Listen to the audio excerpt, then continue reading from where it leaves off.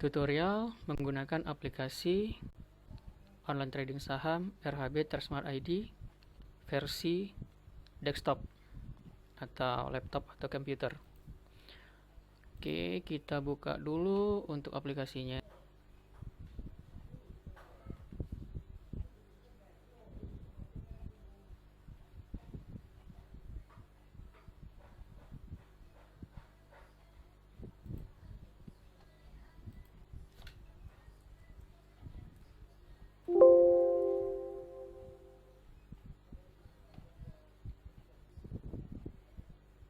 Login terlebih dahulu. Untuk servernya bisa live 2 ataupun live 1.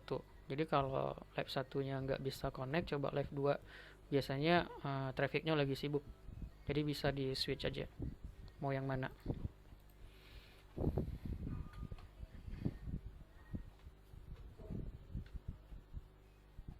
Ini tampilan pertama dari aplikasi RHB. Nah, biasanya kalau nasabah baru itu settingan defaultnya nggak seperti ini, yang baru login gitu. Jadi ini bisa di set. Caranya bagaimana? Misalnya kita mau ada live trade di sini, kita ambil dari quote, kemudian ambil live trade. Misalnya saya offin dulu. Oke, biasanya kan kosong tuh, ada yang kosong, ada yang beberapa udah pakai standar. Ini tinggal ditampilkan aja dari menu quote, kemudian live trade. Nah, ini biasanya nggak di set seperti ini, biasanya gede gini dia. Nah, tinggal kita set aja sesuai dengan kebutuhan kita. Jadi ini bisa di drag and drop gitu. Begitu juga dengan bid offer ini. Ini biasanya diperlukan untuk monitoring saham investor. Ini misalnya saya tutup.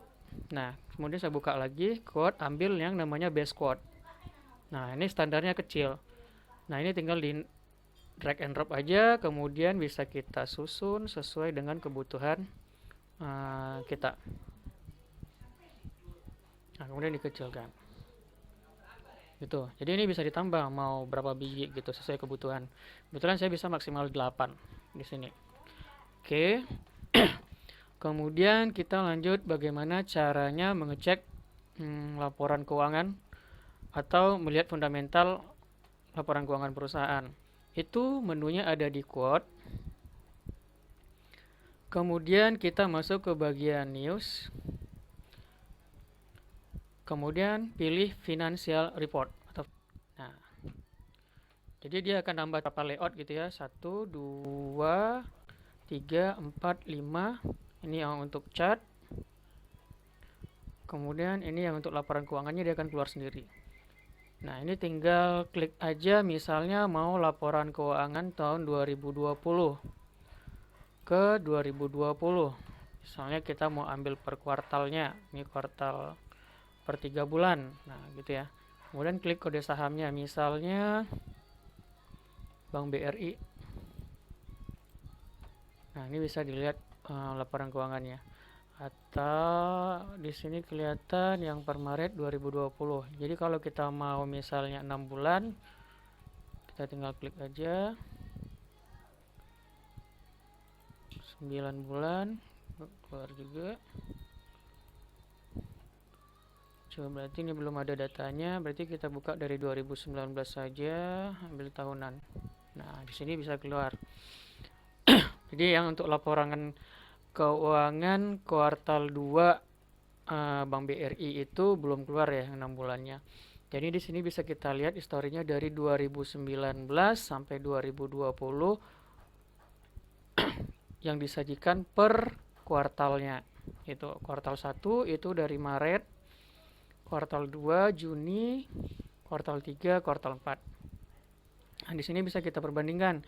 Misalnya yang biasa digunakan untuk analisa itu ada 3, yaitu pertama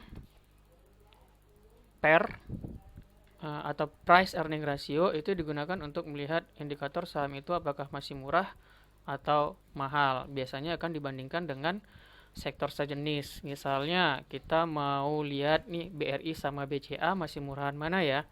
Nah, kita bisa cek di sini melalui yang namanya per earning ratio. Nah, itu posisinya ada di bawah. Nah, nih per earning ratio. Di sini kelihatan per earning ratio BRI itu masih 13 kali. Nah, misalnya kalau kita bandingkan dengan BCA, kita bisa lihat kira-kira di berapa ya gitu. Nah, di BCA sendiri itu pernya sudah 32 kali. Artinya Bank BRI masih lebih murah daripada Bank BCA. Ini syarat dan kondisinya adalah satu saham akan dikatakan murah jika pernya itu nilainya itu di bawah 10 kali. Gitu. Dan dikatakan mahal atau sebaliknya itu jika berada di atas 10 kali. Nah, tapi rata-rata perusahaan-perusahaan yang bagus itu pernya kebanyakan sudah di atas 10 kali, terutama perbankan. Nah, jadi kita bisa bandingkan, walaupun dia sudah di atas 10 kali, kita masih bisa bandingkan mana sih yang lebih murah dengan cara memperbandingkan antar per tiap perusahaannya. Gitu. Kemudian yang perlu diperhatikan adalah dari financial report ini atau laporan keuangan ini adalah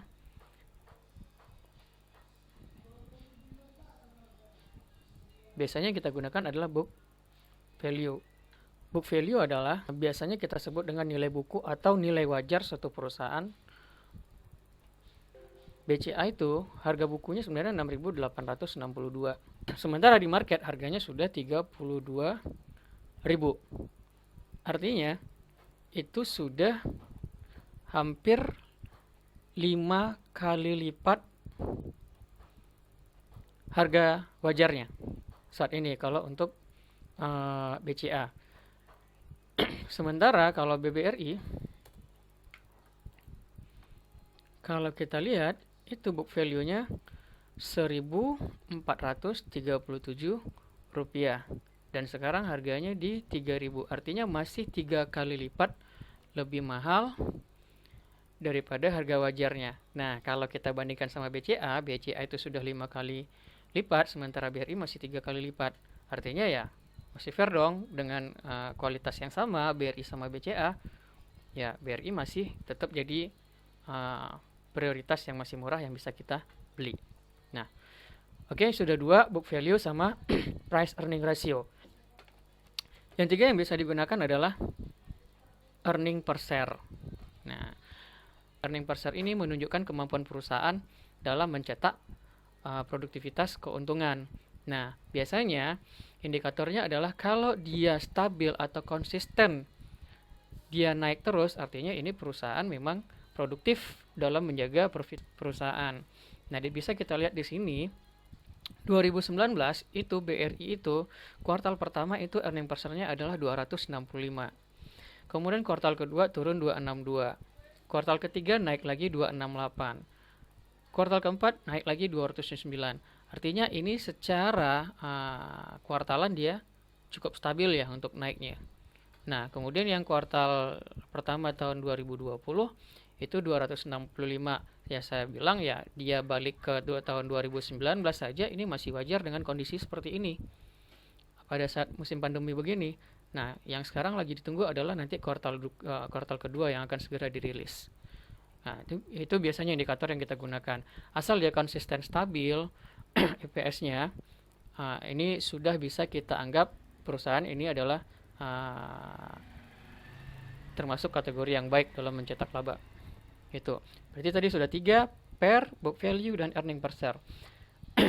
Nah, kemudian yang keempat, itu biasanya yang kita lihat adalah return on equity. Untuk return on equity atau ROE, ini analisa yang digunakan oleh investor untuk menunjukkan tingkat efektivitas perusahaan dalam menghasilkan laba dari dana yang diinvestasikan pemegang saham. Jadi semakin tinggi ROE, semakin besar laba yang dihasilkan dari sejumlah dana yang diinvestasikan.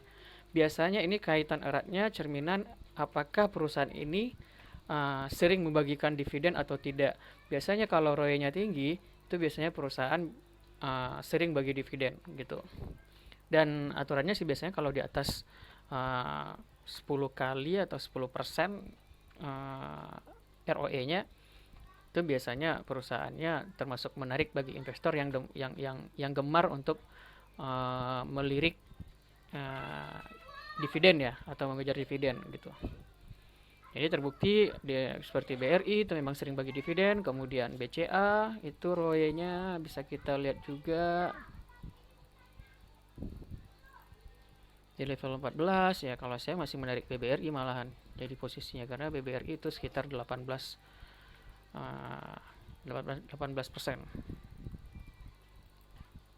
Ya, makanya ya kalau untuk pemula saya saranin banget ini, kalau untuk saham invest ya BRI begitu. Oke, berarti kita udah dapat 4 ya analisa dasar yang dijadikan bahan analisa fundamental. Pertama itu book value, kemudian PER, kemudian ada earning per share, kemudian return on equity. Nah, mungkin ada satu lagi, yaitu biasanya yang kita gunakan itu adalah analisa debt equity ratio atau rasio utang.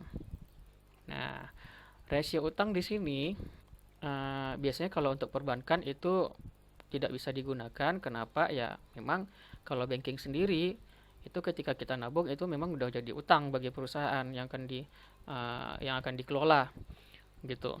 Nah, tapi biasanya ini kita gunakan pada sektor properti ataupun sektor infrastruktur. Nah, itu biasanya utangnya gede-gede posisinya. Ataupun selain perbankan ya kita bolehlah kita tengok rasio utangnya.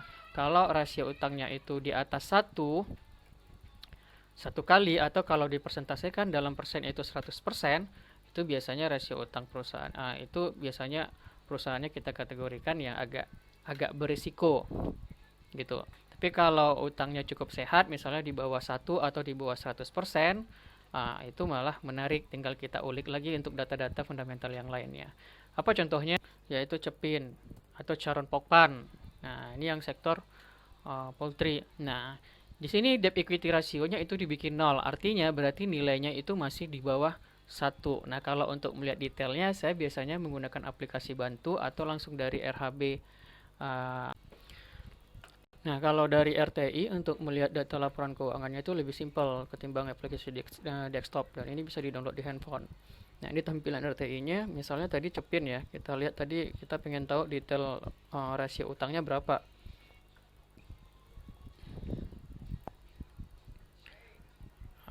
Ketik sahamnya Cepin, kemudian di sini ada menu, ambil menu laporan keuangannya itu di key statistik. Nah, di sini bisa kelihatan earning per share-nya berapa, kemudian book value-nya juga berapa, earning per share-nya di sini juga ditampilkan, kemudian rasionya atau per earning rasionya juga kelihatan di sini. Di sini PER-nya berapa. Nah, kemudian ini yang saya maksud itu debt equity ratio. Nah, kalau di aplikasi RHB itu nilainya satuannya kali. Jadi dia kalau di bawah 1 kali itu biasanya dibikin 0. Tapi kalau di atas 1 kali atau 100% itu biasanya baru kelihatan. Nah, kalau di sini kita bisa detail ngelihatnya. Sebenarnya persentasenya berapa? 40%, artinya cuma 0,4 kali. Dan ini termasuk salah satu perusahaan yang keuangannya cukup sehat. Begitu.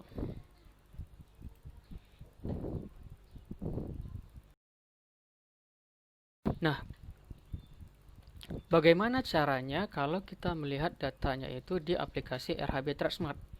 Itu juga simpel. Caranya ya ini tampilan pertama, kita ambil menu quote. Nah, menu quote kemudian kita klik lagi. Misalnya sahamnya kita mau lihat tadi data fundamental yang contohnya Cepin. Nah, di sini kita lihat ambil bagian fundamental. Nah, di sini bisa kita lihat datanya juga sama, PER-nya berapa, price book value-nya berapa, DER-nya berapa. Nah, di sini itu bisa kita lihat 0,4 kali. Kalau di aplikasi desktop itu satuannya cuma 0 dibikin atau di bawah 1 gitu. Jadi kita bisa lihat di berbagai aplikasi untuk data laporan keuangannya. Oke, mungkin itu aja kalau untuk sekilas perkenalan bagaimana cara untuk melihat laporan keuangan di aplikasi RHB TradeSmart ID versi desktop.